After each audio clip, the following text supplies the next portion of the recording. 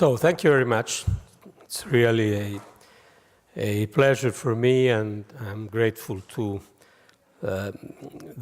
l'Università Bocconi e la Fondazione Rodolfo De Benedetti for the opportunity to give you some remarks on a very hot issue. So your meeting is very timely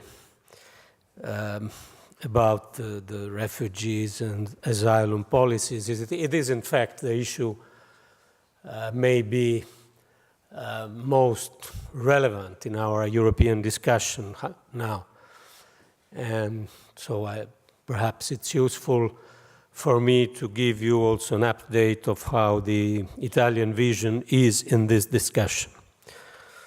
The basis is that in last year, we have seen worldwide forced displacement exceeding, for the first time, 60 million people, most of them internal displaced persons.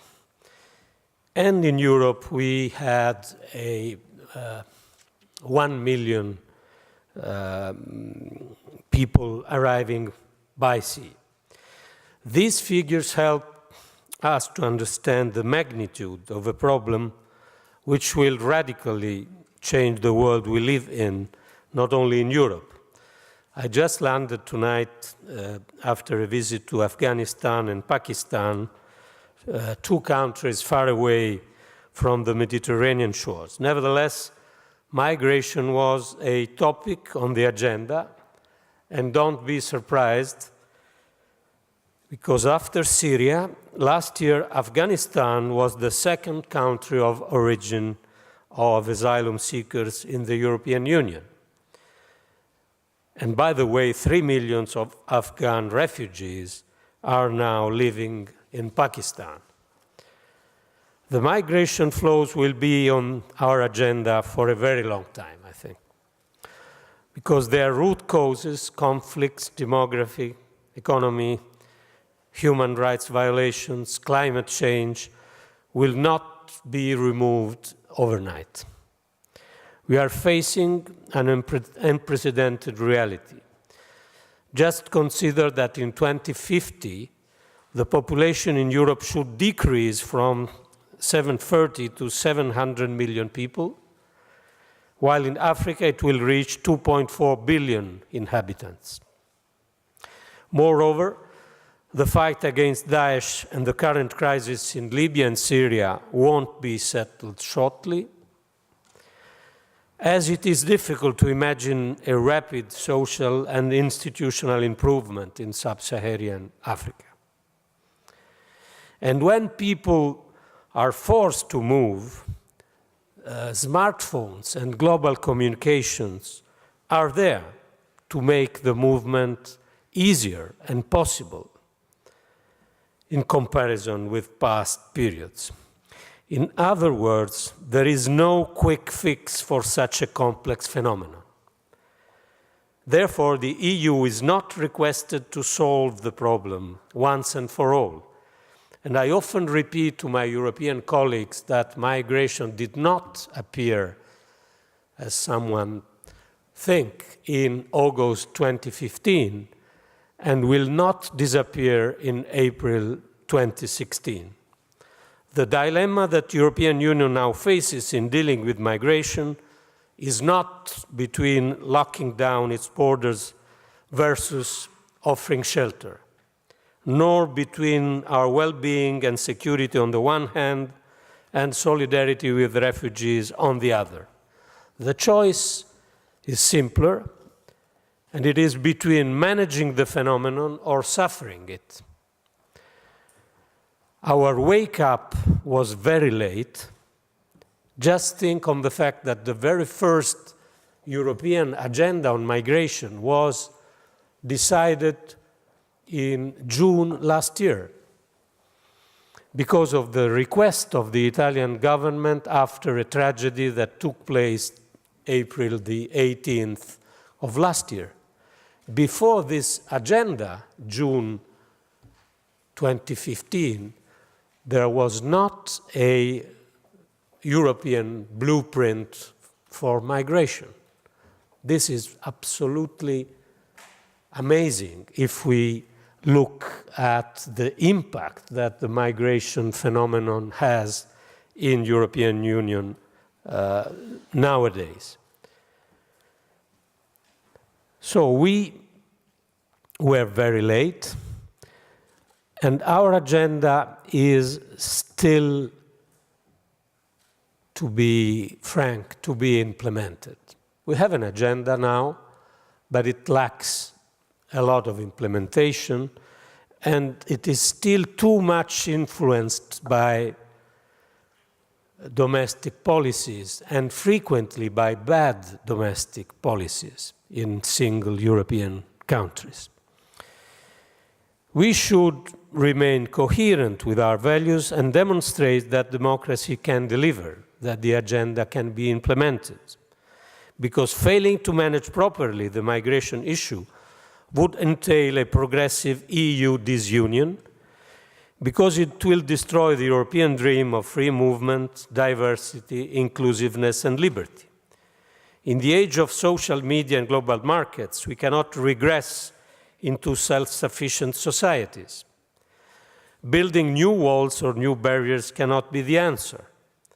And in order to preserve the Schengen Agreement, we couldn't accept unilateral decisions to close borders, as in case, for instance, of the Brenner Pass, where we continue to monitor closely the situation and to offer to the Austrian authorities our cooperation. With regards to migration, Europe needs at the same time to manage emergency, and Italy is proud to play a major role in rescue operations. 60% of these operations are Italian operations, and to move from an emergency stage to a more strategic one. We were late, we were unprepared, but exactly for this reason, it is time to make a leap forward and outline a comprehensive European strategy dealing with all aspects of the migration phenomenon. With this objective in mind, we presented a migration compact, this was the name, to the EU. It is a contribution of ideas defining a possible path to improve the effectiveness of the EU external migration policies. I have to say that the document was positively welcomed in Brussels, both by the President of the EU Commission and from the great majority of the foreign affairs ministers and the member states' governments. While our goal remains to overcome the Dublin regulation in order to share the burden of countries of first arrival and to establish a common European asylum and a common European repatriation system, it is clear that the external dimension of migration policies is fundamental for the survival of Schengen and the principle of free movement. The management of migratory flows is no longer sustainable without a targeted and enhanced cooperation with third countries, both of origin and transit. This is the premise of the Italian Migration Compact that we articulated around two concepts. First, after the EU-Turkey agreement, we need now to bring the attention back to the central Mediterranean route, the one between Libya and Sicily, which remains under intense pressure and which could, it is not sure, but it could experience a new surge in the months to come. The same commitment, financial commitment, political commitment, logistic commitment adopted for flows through Turkey should be applied to other routes for irregular migrants, in particular from Libya. Conditions are obviously different, completely different, but this cannot be an excuse for an absent or reluctant European Union. Second concept engaging our African partners in a give-and-take strategy on migration. The Migration Compact has the ambition to become a new sort of pact for Africa on the basis of a clear partnership, a model for key origin and transit countries whereby the measures proposed by the EU in terms of strengthened financial and operational support, also with the so-called Africa bonds, are matched by specific commitments on reduction of irregular migration flows, cooperation on return and readmissions, fight against trafficking in human beings, and effective border control. This is the pact. Italy's goal is also to anticipate a much-needed European involvement for Africa's future, because Africa is still, in a certain sense, a forgotten continent, but it is not forgotten by all the international global players, and we have to know that it will have an enormous impact on this century. All the issues regarding Africa's sustainable development, with special focus on its economic, environmental, social, and security components, will be discussed in the Italy-Africa Ministerial Conference, which we will organize in Rome on the next 18th of May, for the first time in our diplomatic history. So the Italian Migration Compact would also contribute to fight against human trafficking organization. We often talk of disabling and disrupting the smugglers' business model, and concrete progress have been made during the last months. Notably, EU mission, the naval mission, has led to the arrest of over 60 traffickers and to the confiscation and destruction of around 100 ships used for smuggling. But as it is clear from these figures, we still have a long way to go. In our vision, an effective strategy on migration should obviously include also a renewed effort to stabilize the areas of crisis around the Mediterranean, in particular in Syria and Libya. The war in Syria is affecting security in the entire region, and Syrians are the first national on asylum seekers in Europe now, with dire repercussions in our continent. Our priority remains a realistic political solution to the conflict involving all the regional and Syrian stakeholders. The International Syria Support Group opened almost 2 months ago now a narrow and still fragile, very fragile window of opportunity for a transition, while the truce is holding and Daesh suffered setbacks in the fields. Only a few months ago, this scenario seemed to be impossible, and while acknowledging the challenges ahead, we will continue to work for maintaining a nationwide cessation of hostilities and for overcoming the regime's renewed rigidity on the humanitarian access, very, very dangerous, especially in the last few days. On Libya, the government of national accord move to Tripoli was a game changer. It marked a turning point in the Libyan political process, which obviously remains also still fragile. Fragile is the definition that we could use for almost every international crisis in this moment. Last week, I flew to Tripoli and met with Prime Minister Serraj to express the Italian support to Libya in this delicate phase and to bring humanitarian aid to the population. It is now crucial for the legitimate Libyan authorities to consolidate their power, because only a Libyan government enjoying widespread backing throughout the country would be able to face the serious challenges Libya is confronted with, starting with the worrying Daesh presence and the human trafficking organization. First and foremost, and we have to learn the lesson of 5 years ago, it's up to the Libyan authorities to cope with these two threats. The international community may just contribute, and Italy will contribute for sure. But the Libyan ownership is key for the solution, for a stable solution of the problem. But we must look at Africa well beyond the Mediterranean shores. Stabilization of Syria and Libya would not be able to address the migration flows caused by climate change, poverty, or simple demography.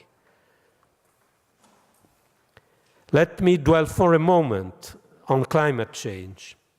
Countries already affected by climate change, like Ethiopia and Mozambique, are now suffering famine due to the extraordinary effects of El Niño. We are witnessing the worst drought of the last 30 years, and floods and heavy rains never seen before in countries like Pakistan, the Emirates. In Africa, cattle is dying the thousands. The lack of water is causing widespread epidemics of cholera. It is estimated that the lives of 28 million people are currently at risk. Do we seriously expect that migration will not become an option for such people with the communication revolution that we had in the last 10 years? Italy is doing its best to manage the crisis. Our cooperation has launched an emergency program worth 10 million euros to support the 5 most affected countries: Ethiopia, Mozambique, Malawi, Swaziland, and Zimbabwe. The program aims at supporting vulnerable communities dependent on agriculture. However, this is only a first step to address the new reality we are facing. Let me remind you the case of the climate refugee is not recognized nowadays. But it is real. We have to create a legal framework to protect these people. And at the same time, we have to multiply our efforts to stem climate change. Right today in New York, we have the signing ceremony of the Paris COP21 agreement on climate change with the Prime Minister Renzi attending.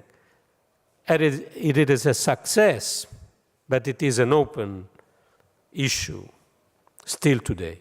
In conclusion, I would like to stress once again that the management of migratory flows towards the European Union has entered a critical phase, in which the solidarity of member states and the EU collective ability to act coherently is put to the test on a daily basis. The next few months will be crucial to understand if the EU will be able to govern the challenge. But let me be very clear, in the way we are dealing with migration, 2 antithetical visions of Europe are taking shape. On the one hand, we are confronted with a selfish and in some cases nationalistic idea of the old continent. In other words, a Europe divided in different blocs, focused on short-term interests, and therefore doomed to an inevitable decline as a union. On the other hand, we have a Europe mindful of the daunting challenge posed by the migration flows, but ready to face or to try to face it united with a comprehensive strategy, able to offer common solutions in line with its founding values and with the necessity of Africa and the Mediterranean. These 2 visions will be at the center of the British referendum 2 months from now. It will not be only about this, but it will be a lot also about this. And the Italian government has a clear position, and we are confident. We are confident, after the discussion of these days also on the migration, on the so-called migration compact, we are confident on the possibility that this position can prevail in the months to come. Thank you for your attention.